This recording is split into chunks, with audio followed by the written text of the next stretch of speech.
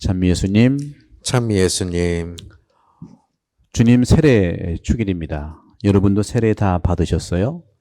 세례라고 하는 것은 물에 담그거나 물로 씻는 거룩한 행위입니다. 그러면 왜 물로 담고 물로 씻는 거룩한 행위를 할까요? 첫째, 죄를 사하기 위해서입니다. 그러면 무엇 때문에 죄를 사할까요? 완전하게 새로 나기 위해서입니다. 그런데 오늘 복음은 세례가 두 가지의 양식으로 소개가 되는데, 첫 번째는 세례자 요한의 세례고 두 번째는 예수님의 세례입니다. 세례자 요한의 세례는 물로 세례를 주는 정화의 세례, 즉 죄인들에게만 해당되는 세례입니다. 특히 어떤 죄? 몸으로 지은 죄, 탐욕과 욕심과 보이는 것에 집착하는 물질적인 것과 이런 몸에서 오는 죄를 씻는 겁니다. 여러분도 요즘같이 하루에 한 번씩 씻지 않으면 깝깝하지요? 매일 씻게 되는 겁니다. 그러면 예수님의 세례는 무엇일까요? 예수님의 세례는 세례자 요한이 고백하고 증거한 것처럼 성령과 불로 씻는 세례입니다. 그러면 성령과 불로 씻는 세례는 뭘까요? 불은 우리의 혼을 씻는 세례성사입니다. 그리고 성령은 내 안에 있는 영을 씻어내는, 특히 나쁜 영을 씻어내는 성사가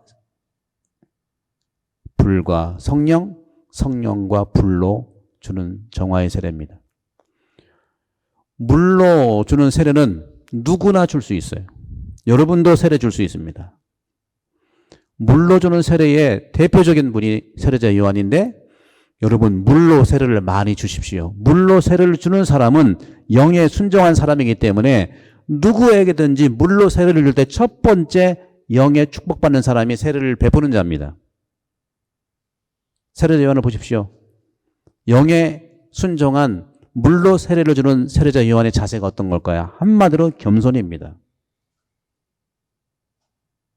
겸손된 세례자 요한의 삶을 물로 세례를 주면서, 그러니 여러분들 주변에서 원하시는 분들 대세라고 보통 얘기하는데 그것도 세례예요. 대세라는 말은 없고 그것도 세례인데 그건 물로 주는 세례이기 때문에 그렇습니다. 그 다음에 예수님께서 주시는 성령과 불로 세례를 받아야 됩니다.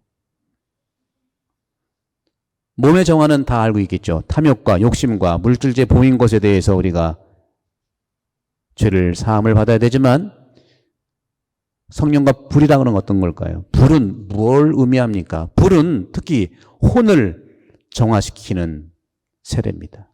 혼은 뭡니까? 생각과 마음을 정화시키는 것이 혼이 주는 정화가 되는 불의 세례예요. 그럼 어떻길래, 생각이 어떻길래, 그리고 마음이 어떻길래 정화되고 끊어버려야 됩니까? 생각이 너무 비대해요. 오늘날 특별히 현대인들은 생각이 너무 살쪘어. 생각이 비대하고 생각이 비만스러워요. 생각을 슬림하게 만들어야 됩니다. 따라서 생각을 걸러야 된다고 누차 말씀드렸죠. 복잡한 생각일수록 혼은 죄를 짓게 되어 있습니다.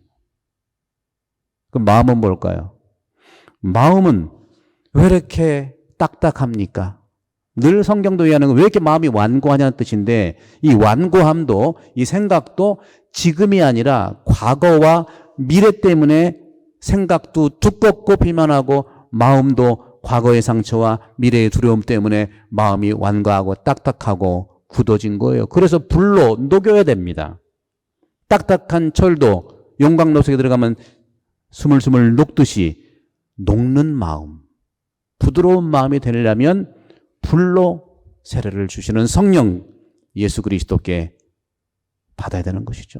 예수 그리스도만이 우리를 불과 성령으로 정화시켜 줄 수 있다는 거죠. 그러면 우리가 인생을 살아가면서 보이는 몸, 보이기 때문에 씻어요. 샤워 맨날 해요. 근데 혼, 생각과 마음은 보이기도 하고 안 보이기도 해요. 그러니까 완고한 마음 기도하면서 풀기도 하고 성당도 나와서 이렇게 하게 합니다. 근데 전혀 안 보이는 것은 영이 안 보입니다. 영이 안 보이기 때문에 영이 짓는 죄는 뭐냐? 몸이 짓는 죄는 탐욕이요. 혼이 짓는 죄는 뭐라고 그랬죠? 생각의 비대함과 마음의 완고함. 그것이 짓는 여러 가지 감정적인 죄가 있어요. 분노라든가 슬픔이라든가 그렇죠? 미움이라든가 이런 것들로 쪄들어 있는 것이 혼에서 짓는 죄인데 그럼 영이 짓는 죄는 뭘까요? 영이 짓는 죄는 교만이에요. 교만은요. 내가 교만하다고 교만한 사람 얘기하는 사람은 한 명도 못 봤어요. 왜? 그렇게 몰라요. 영은 전혀 안 보이기 때문에 그 교만의 영이 나를 움직이기 때문에 전혀 안 보이는 게 교만인데 여러분들 그래도 몸과 혼은 내가 보이기도 하고 안 보이기도 하니까 샤워도 하고 당장 정화되지만 영에 순종하는 영이 정화하는 예수님께 다가가십시오. 아니 예수님이 다가오셨습니다. 영으로 다시 태어나는 것이 성령과 불로 세례를 준다는 예수님의 말씀입니다. 세례자 요한이 주는 이 물의 세례가 수직적인 세례라면 수직적인 세례는 세례자 요한의 굉장한 겸손으로 거듭날 수 있고요. 예수님이 주시는 불과 성령으로 주는 이 세례는 겸손이 아니라 예수님처럼 친구로 살아갈 수 있는 우정의 은총을 가득 내려주십니다. 우정이라고 하는 것은 최고의 은총 중의 은총이에요.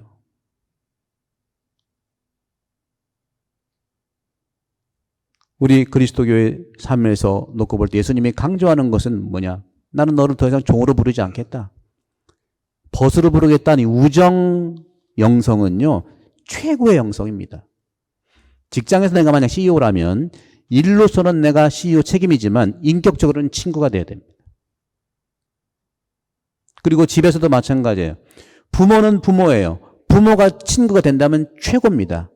부모의 양육적인 관점에서 부모로서 살아간다는 건 당연한 거지만 그 양육적인 관점이 친구로 평소에 드러난다면 더 없는 영의 세례를 받은 아니 예수님처럼 세례자 요한은 영에 순종했지만 예수님은 영 자체예요. 영 자체로 살아가는 분은 우정으로 살아갈 수가 있어요. 그것이 오늘 제1독서에서 주님의 종 얘기하면서 여기에 내 종이 있다. 그는 내가 붙들어주는 이고 내가 선택한 인데 내 마음에 드는 인데 바로 왜 마음에 드느냐? 내가 그에게 영을 줬기 때문에 내 영을 줬기 때문에 여러분도 하느님이 주신 똑같은 영이 우리 안에 있는 거예요. 못 느끼고 감지를 못한다고 없는 게 아닙니다. 그것은 우정 행위를 통해서 내 영이 움직이는 것을 느낄 수 있어요. 부모라 하더라도 내 자녀는 하느님의 영이 들어가 있는 우정 관계를 이룰 때 완벽한 삶을 살 수 있습니다. 부모는요, 스승이 될 수 없어요. 왜? 인간관계가 아주 깊이 되기 때문에. 인간을 가만히 이렇게 바라보면 고통이 어디서 옵니까? 고통은 몇 가지에서 오는데 첫 번째, 고통이 오는 현장은 바로 혈족 관계에서 오는 것이 고통의 진원지입니다. 고통이 왜 생깁니까? 집착 때문에 그래요. 애착도 마찬가지입니다.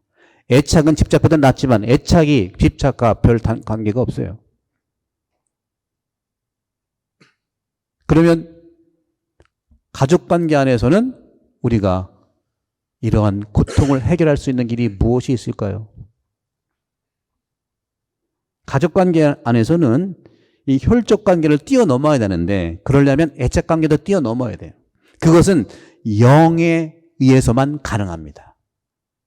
내 마음으로도 불가능하고 내 생각으로도 불가능하고 내 몸은 더 불가능해요. 왜? 맨날 우리 핏줄 얘기하잖아요. 핏줄인데 어떻게 스승이 되고 어떻게 이 서로 자유로운 영의 관계 안에 친구가 될 수 있어요. 분명히 우리는 그렇습니다. 평생 우리가 행복을 살아가는 데 있어서 몸도 그렇고 이 마음과 생각도 과거와 미래 때문에 지금 right now, 지금이 많이 외롭다는 거예요. 영은 지금 존재하는 내 안에 right now, 지금 power of now가 되는 겁니다. power of here가 되는 거예요. 그런데 마음과 몸은 지금은 없고 과거 때문에 아프고요. 미래 때문에 불안해하고요. 그렇죠? 몸도 옛날에 아프니까 자꾸 쑤시는 거 옛날 때문에. 여러분은 지금 이 순간 이곳에서 주님 말씀을 통해서 듣는 이 순간이야말로 최고의 영의 움직임을 감지하는 시간입니다. 우리의 힘은 지금 영의 움직임으로 감지할 수가 있습니다. 친구가 된다는 것은 집에서는 불가능합니다. 가족끼리는 스승은 불가능합니다. 그럼 스승은 어디에서 만날까요? 스승은 바로 길에서 만나는 겁니다. 왜? 아무런 소유관계가 없기 때문에 그래요. 소유관계가 있는 한 스승은 될 수도 없고 고통의 시작이라는 것이죠. 여러분들 연애해봐서 아시잖아요. 연애할 때 너무 좋잖아요. 그죠? 너무너무 잘해주니까 그 전문적으로 결혼해봤더니 다 됐어요? 그렇잖아요. 1년 동안 해보니까 아 괜찮겠다 봤더니 1년 뿐이야. 그런데 본래 또 결혼은 그런 거지요. 어떻게 다 알고 하겠습니까? 모르면서 서로 맞춰가는 것도 있고 옛날 말에 100번 찍어서 10번이구나. 10번 찍어서 안 나가는 남 없다는 말도 그런 의미가 되겠죠. 중요한 것은 혈적 관계는 너무 중요하지만 혈적 관계를 뛰어넘어야 되는 것이 바로 애착 관계라는 것이죠. 바로 그 부분이 오늘 세례의 굉장히 중요한 세례라고 하는 것은 혈적 관계를 인정하면서도 그걸 뛰어넘는 이제는 영족, 혈족이 그렇다면 영족 관계에서만 가능하고 그것이 우정이 될 수 있는 겁니다. 우정이라고 하는 것은 나를 평생 지금 이 순간에 살게 하는 영의 은총 중의 은총입니다. 그런 점에서 친구라고 하는 것은 길에서 만나는데 그 길에서 만난 친구가 우리 교회로 비춰본다면 세례받을 때 대부대모 관계예요. 대부대모 관계에서 우리는 얼마나 기도해주고 또 기도해주고 그렇습니까? 너무 존경스럽고 또 사랑스러운 것이 대부대모 관계고 오늘 예수님께서 세례를 받으실 때 예수님의 대부가 누굴까요? 아버지잖아요. 대부. 오늘 대부가 하는 소리 보세요. 너는 내가 사랑하는 아들, 내 마음에 드는 아들이다. 이런 소리를 하는 게 대부, 대녀 관계예요. 그런데 이런 신앙의 영적 가족이 금이 가기 시작하는 것은 언제냐?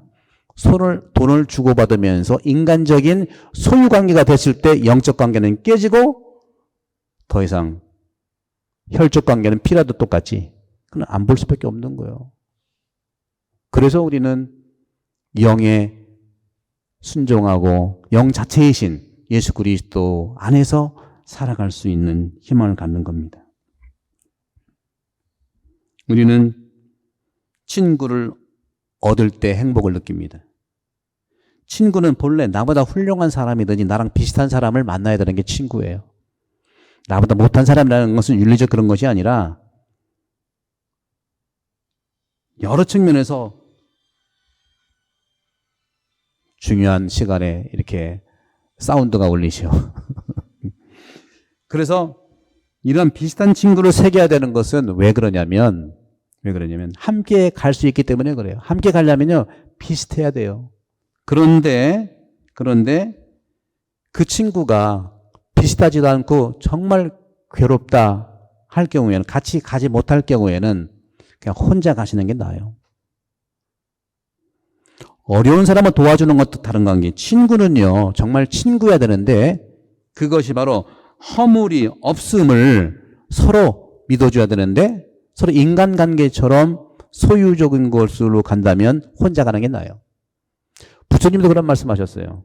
수행자가 수행을 하지 않고 수행자가 아니면서 수행자인 척하는 사람들은 쌀겨처럼 키질해서 쓰레기처럼 버리라고 그랬어요.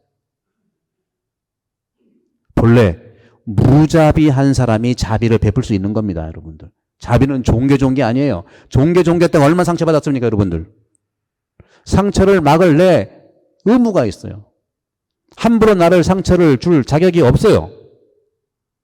단호하게 막으십시오. 나와 높다는 단이 아니라 나보다 훌륭하든지 나와 비슷한 사람 친구를 사귀십시오. 성당은 대개 다 나보다 훌륭하죠. 그런 점에서 무수의 뿔처럼 혼자 가라고 하는 말도 그런 뜻이에요. 혼자만 가라는 게 아니라 친구가 정말 없다면 혼자라도 가라는 뜻이지 친구를 사귀지 말라는 뜻이 아니죠. 그런 점에서 수평적인 이런 우정관계, 혈연과 집착에서 벗어나서 혈연과 집착은 많은 괴로움을 만들기 때문에 그래요. 그런 괴로움을 이겨낸다면 괜찮지만 그런 괴로움은 바로 집착에서 오는 것이고 그것을 뛰어넘는 것이 필요하고 그것이 무소유일 때 가능하다는 것이죠. 오늘 주님께서 내가 사랑하는 아들, 내 마음에 드는 아들이라고 말씀하신 것은 바로 영을 우리 안에 주신 분이 내 안에, 우리 안에 하느님이 움직이시고 하느님이 내 안에 살아계신다는 것을 고백하는 겁니다. 좋은 벗들이 상당히 많습니다. 그 좋은 벗들 안에서 스승을 만나십시오. 스승은 아무런 소유관계가 없는 자가 스승입니다. 그렇지 않고 길에서 만나는 것이 아니라 가정에서 집에서 만나는 소유관계의 그 현장은 전쟁터예요. 전쟁터인지도 모르고 서로 상처받고 상처 주는 건 우리 모든 인간관계는 길이 되기를 축복드립니다. 가정에서도 길이요. 우리가 만나는 이곳도 길입니다. 어떤 길? 하느님께 걸어가는 순례자의 길이라는 사실. 저도 10여 년 전에 산티아고를 걸어가 봤지만 거의 걸으면서 만난 사람은 다 친구가 될 수 있어요. 그런 점에서 오늘 이 세례주기를 맞이해서 주님께서 우리에게 주신 친구가 되는 것은 바로 하느님이 기본적으로 사람이 되신 예수님이 됐다는 것이 친구의 관점이고 또 예수님이 우리를 친구로 생각했다는 것이 중요한 것이죠. 친구이신 하느님이 우리에게 주시는 결론적인 친구의 우정론이 오늘 제2독서에서 베드로 사도가 우리에게 알려주십니다.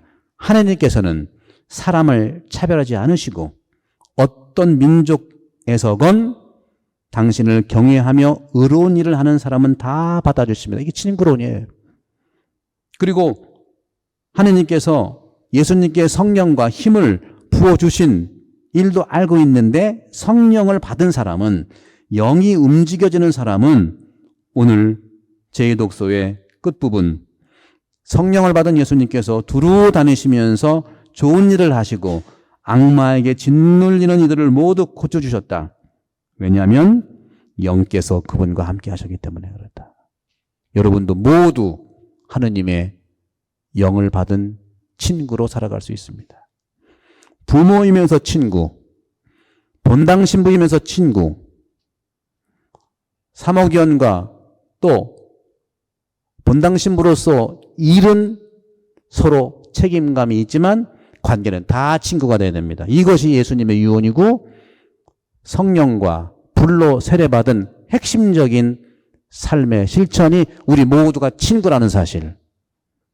그렇지만 현재 우리가 지키고 있는 부모관계, 자녀관계 그런 일로 봐서는 존중해둬야 되지만 모두는 하느님 앞에 친구라는 사실을 이 세례를 통해서 다시 한번 확인하고 물로 세례를 받은 몸의 정화, 혼에서는 불로 생각을 얇게 하고 마음을 부드럽게 하는 불의 정화, 교만을 사해줄 수 있는 영의 정화, 이 세 가지의 물, 불, 성령으로 인한 축복이 늘 가득하시기를 기도합니다.